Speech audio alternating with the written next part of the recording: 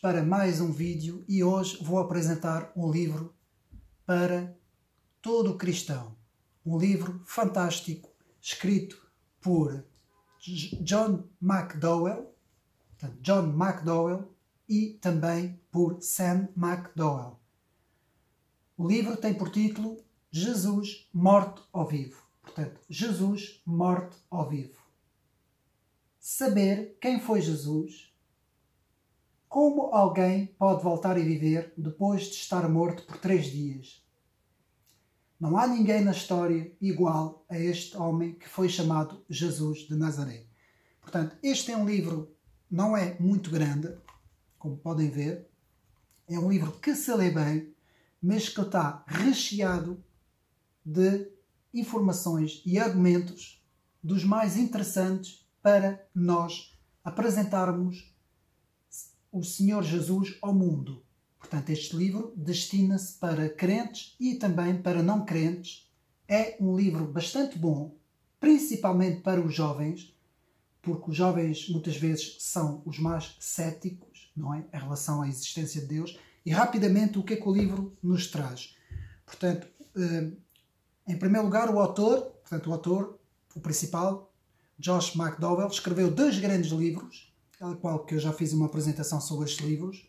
Escreveu Mais que um Carpinteiro e Evidências que Exigem um Verdicto. Também 2 grandes livros que eu já apresentei e que apresentam, portanto, o Senhor Jesus e toda a apologética, portanto, necessária para debater com alguém que não crê em Cristo nem nas Escrituras.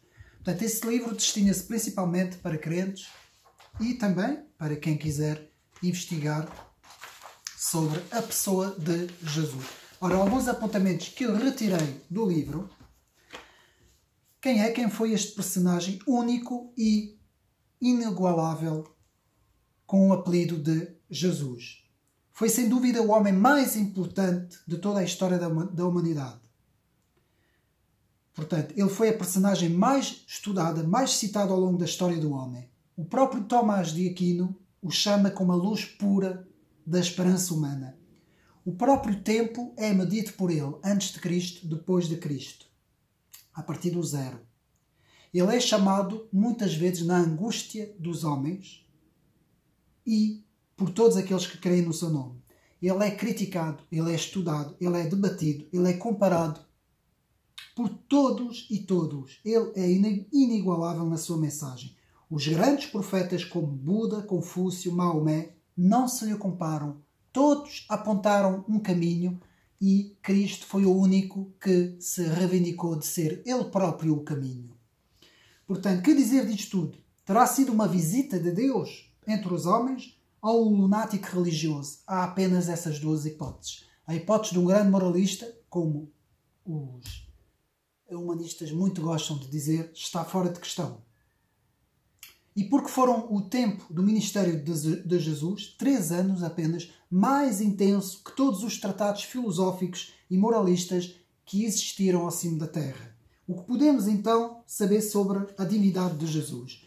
Bom, na Palavra de Deus, ou seja, na Escritura, temos vários títulos, principalmente no Novo Testamento, que apontam para Cristo como sendo o Filho de Deus, o Deus vivo entre os homens. Eu e o Pai somos um, João 10,30. Quem me vê a mim, vê o Pai, João 14,9. Eu sou o caminho, a verdade e a vida. Ninguém vê ao Pai a não ser por mim, João 14,6. O Messias, João 4,25, 26. O Pão da Vida, João 35, 41, 48, 51. A Luz do Mundo, João 8, 12, 9, 5. A Porta, João 1, 7. O Bom Pastor, João 10, 11. A Ressurreição e a Vida, João 11, 25. A Verdadeira Videira, João 15, 1, 5. A Porta das Ovelhas, que dá acesso a Deus. A ressurreição e a vida sobrepujando a morte, 11.25. Tomé cultuou Jesus dizendo, Senhor meu, Deus meu. Em 20.28, Jesus pronunciou sua bênção sobre todos aqueles que creem, a exemplo de Tomé. Portanto, há vários títulos e nunca mais acabava aqui o vídeo, porque todo o Novo Testamento e também o Antigo Testamento apontam para o Senhor Jesus como sendo o Messias, o Cristo, o Filho do Deus vivo.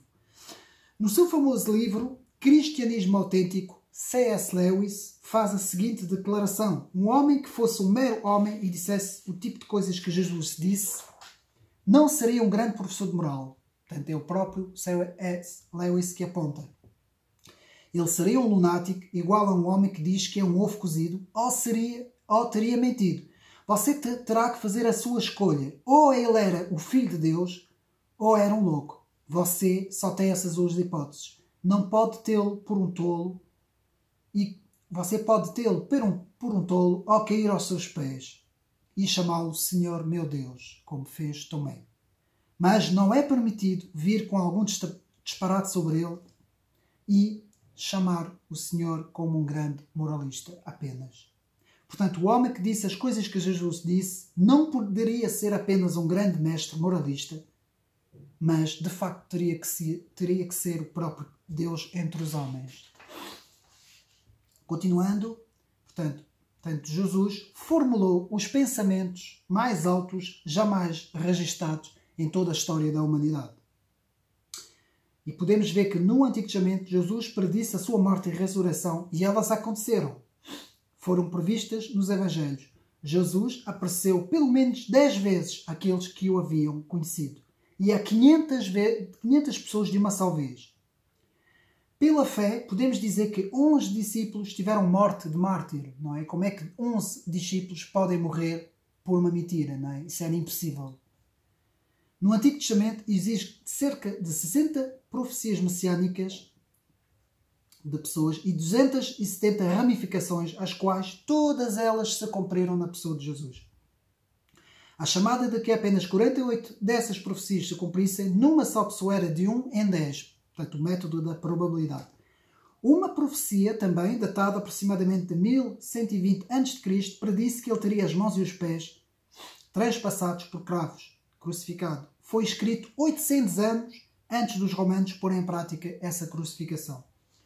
Portanto, de facto, querer pôr em dúvida todas essas provas é a mesma coisa que uma loucura completa. Os discípulos se prenderam a ele com mais fervor do que todos aqueles que faziam como discipulado entre os rabinos mais reputados. Portanto, mais uma vez, ele não poderia ser um louco, pois Jesus demonstra nos Evangelhos uma psicologia incomum e incomparável com qualquer outro homem.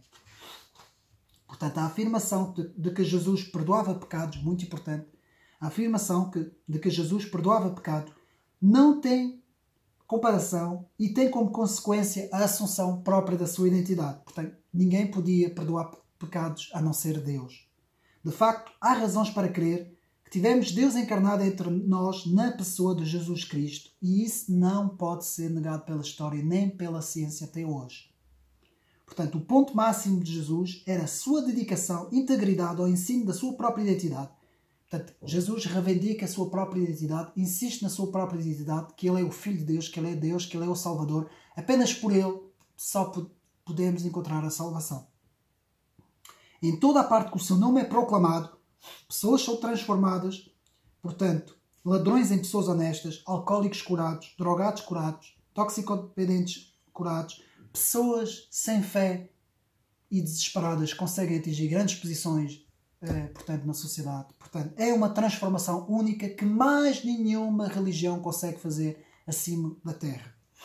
Portanto, o cristianismo é uma força que promoveu o avanço moral em relação ao resto do mundo. Isto está provado, não é? Toda a civilização ocidental deve ao cristianismo e deve à pessoa de Cristo a sua grande identidade e o seu grande avanço em relação às outras civilizações.